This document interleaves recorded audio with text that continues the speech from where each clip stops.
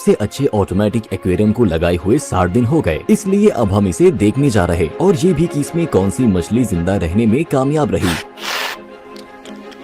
जैसा कि आपको याद होगा, हम एक मादा और एक नर गप्पी को एक्वेरियम में लाए थे। पहले तो सब कुछ ठीक था, लेकिन अगली सुबह हमने देखा कि मादा के पेट से कुछ निकल रहा है। करीब से देखने पर हमें किसी तरह की गेंद दिखाई दी और ऐसा लग रहा था कि अंदर से 2 आंखें हमें देख रही हैं। हे भगवान, ये जिंदा है। जाहिर है ये एक अंडा था जिसमें थोड़ी सी मछली थी। जब हम सोच रहे थे कि क्या करें, इसी बीच ये अंडा मछली से अलग हो गया और शायद नीचे गिर गया। हमने इसे ढूंढने की पूरी कोशिश की, लेकिन शायद कैटफिश में से एक ने उसे पहले पा लिया। बदकिस्मती से ये अकेली बुरी खबर नहीं है, क्योंकि अगले दिन हमें मादा मछली का पेट ऊपर उठा हुआ मिला। शायद बच्चे को खाना उसके लिए एक गंभीर साइकोलॉजिकल ट्रॉमा था और वो स्ट्रेस को सह नहीं सकी। नर गप्पी अपनी प्रेमिका के लिए तरस रहा था, लेकिन यहाँ एक और परेशानी आ गई। एक्वेरियम की दीवारें पतले हरे बालों से ढकी हुई थी। उनके बीच तमाम महीन जीव छटपटा रहे थे। हमने झींगा से कांच को शैवाल से साफ करने के लिए कहा। उन्होंने अपनी तरफ से पूरी कोशिश की, लेकिन इतने सारे बालों का सामना नहीं कर सके। आपने हमें कमेंट्स में चेतावनी दी थी कि ये एक नए मछली घर में हो सकता है, इसीलिए हमने ये डिवाइस खरीदा, जिसमें एक हिस्से पर ब्रश और दूसरे पर एक मुलायम कपड़ा होता है। चुंबक उन्हें एक दूसरे की ओर खींचे रखता है, जिससे हम कुछ ही मिनटों में कांच को साफ कर सकते हैं। ये इतना साफ हो गया कि हम एक्वेरियम में एक नए बाशिंदे को देखने में कामयाब रहे। ये एक छोटा महीन झींगा है। जाहिर है इसका जन्म बड़े झींगे में से किसी एक से हुआ होगा। हमारा नर दुखी न हो, इसीलिए हमने उसके लिए बड़े पेंट वाली ये मोटी प्रेमिका खरीदी। सबसे पहले हमने उसके कप को एक्वेरियम में रखा, ताकि कप के अंदर का टेम्परेचर एक्वेरियम के पानी के टेम्परेचर के बराबर हो जाए। नर खुश हो गया और तुरंत मादा वाले कप के चारों ओर नाचकर अपना प्यार दिखाने लगा। उम्मीद है वो एक दूसरे से दोस्ती करेंगे और किसी दिन छोटे बच्चे पैदा करेंगे। पालतू जानवरों की दुकान पर जाते वक्त हमने 2 बड़े अमानो झींगा भी खरीदे। वो मछली घर को हरी ब्लॉक से साफ करेंगे और नीचे की गंदगी भी उठा लेंगे। सेल्समैन ने हमें एक छोटा पौधा दिया जो पानी की सतह पर तैरता है। वो सच में तेजी से बढ़ता है, जो अपनी जड़ों से पानी में ज्यादा हो गई खाद को खींच लेता है। बाद में हम एक्वेरियम से पौधे को आसानी से हटा देंगे, जिससे पानी कम बार बदलना पड़ेगा।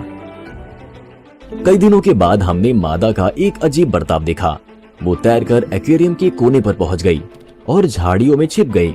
हमने पहले सोचा कि शायद उसका नर के साथ झगड़ा हुआ होगा, लेकिन फिर हमने एक बड़ी हरी झाड़ी पर एक महीन मछली देखी। हे भगवान, वो बच्चे पैदा कर रही है। हमें इसके बारे में कुछ करना होगा, नहीं तो बच्चे बाकी मछलियों के साथ टैंक में जिंदा नहीं रह पाएंगे।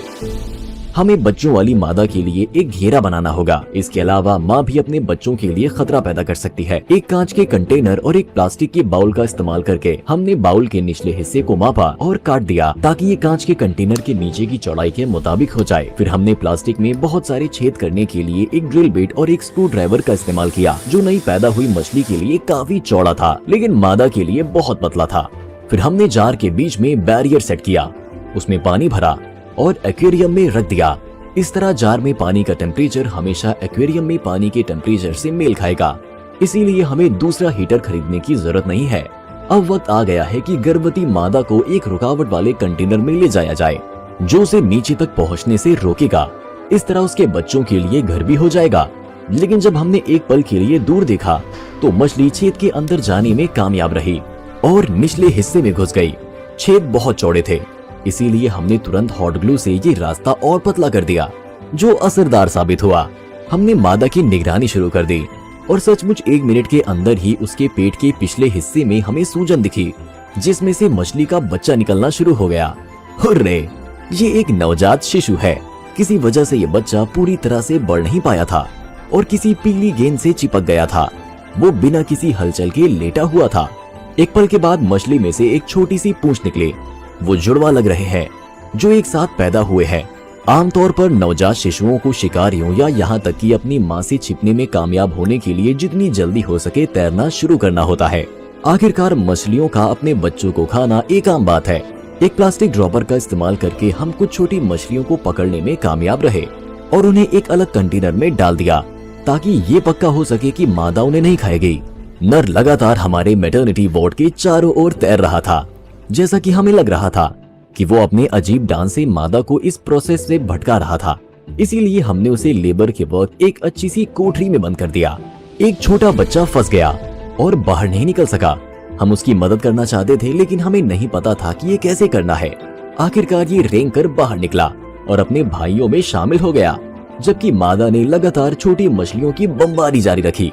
झिल्ली में पैदा हुए बच्चों ने माँ के शरीर से बाहर अपना विकास जारी रखा। इस छोटे बच्चे को देखिए, ये अभी भी अंडे के अंदर है। पीली चीज पोषक तत्वों का एक थैला है, जो हो सकता है कि बाद में उसके पेट में बदल जाएगा। दाहिनी ओर हम एक छोटा सा दिल देख सकते हैं, जो अभी भी बढ़ रहा है, लेकिन पहले से ही शरीर के जरिए से खून और पोषक तत्वों को इधर उधर भेज रहा है। मादा ने एक अंडे में अविकसित भ्रूण छोड़ दिया। बदकिस्मती से इसमें जान कभी नहीं आ पाएगी। आखिरकार हर किसी को इस बच्चे की पूरी तरह से विकसित होकर पैदा होने और अंडे से पूरी विकसित मछली में बदलने का मौका नहीं मिलता है। एक वक्त पर मादा हमलावर हो गई और बच्चों का पीछा करने लगी। हमें एहसास हुआ कि बच्चे का जन्म हो चुका है, इसीलिए सभी बच्चों को पकड़ने के बाद हमने उसे एक्वेरियम में लौटा दिया। फिर हमने सभी छोटी मछलियों को मैटरनिटी जार में इकट्ठा किया ताकि वो ठीक हो सकें और उन्हें पूरी मछली के तौर पर बढ़ने का मौका मिल सके। हालांकि उनमें से कई पहले से ही खाने की तलाश में पानी की सतह के पास तैर रही थी। फिर भी नीचे कई अविकसित बच्चे थे। जॉनी उनमें से एक था। उसकी रीढ़ की हड्डी में कुछ परेशानी थी और ये तैर नहीं सकता था। हमने इसे एक नाम देने का फैसला किया, क्योंकि ये अपनी जिंदगी के लिए लड़ रहा है और हार नहीं मानने वाला। बाकी लोग थोड़े किस्मत वाले थे और कुछ घंटों के बाद वो तैरने में कामयाब हो गए। उन्हें ठीक से बड़े होने का मौका मिला। पोषक तत्वों की थैलियां और सामने देखते हुए धड़कते दिल उनके पेट में समाते रहे, जिससे खुली जगह पर नाभि रह गई। 3 नवजात मछलियां इस सफर में जिंदा नहीं रह सके और एक पुरानी समुद्री सफर की रिवायत के मुताबिक हमने उनके शरीर को हमारे महासागर खुले पानी में छोड़ दिया। वो तल पर रहने वाले बाकी पानी के नीचे के बाशिंदों को फायदा पहुंचाएंगे। हमें बच्चों को खिलाने के लिए तुरंत कुछ ढूंढना था, इसीलिए हमने सादा पानी लिया और उसमें थोड़ा नमक मिलाया। किस्मत से हमारे पास अभी भी जिंदा प्राणियों के कुछ अंडे थे, जो जादुई पाउडर की तरह दिखते थे। हमें बस उन्हें पानी में डालना था और 24 घंटे में उनके फूटने का इंतजार करना था।